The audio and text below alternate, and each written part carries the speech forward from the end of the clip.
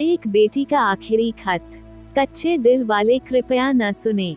प्यारे बाबा, जब तक आपको मेरा खत मिलेगा मैं आप सबको छोड़कर जा चुकी होंगी। मुझे आप लोगों से कोई शिकायत नहीं है, शिकायत है तो बस अपने आप से। जब से होश संभाला है, माँ को दादी से बेटी पैदा करने का ताना सुनते देखती आई हूँ, और ये ताने धीरे धीरे मानसिक प्रताड़ना में बदल गए।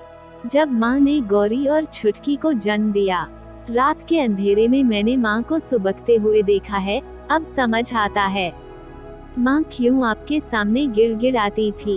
याद है मुझे दादी झटक देती थी जब कभी उनसे काजू बादाम देने की जिद करती, और कहती, लड़की जात तो सख्त जान होती है, ठीक संभाल लेती है अपने आप को, तू तो बड़ी है, तेरा छोटा भाई आएगा, उसके लिए मैंने ये सब इकट्ठा कर रखा है।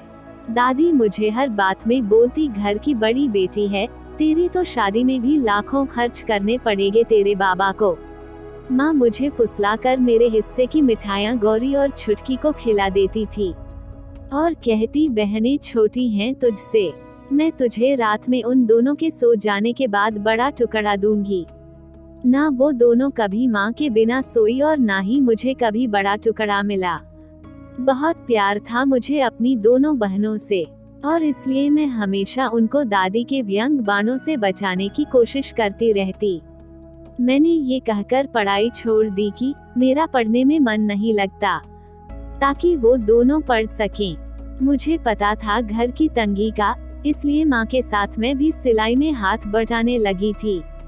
मैं 16 बरस की होने वाली थी, पर दादी की अभी भी एक पोते की आस के कारण आपके और माँ के बीच के उस शीत युद्ध को मैं भी समझने लगी थी।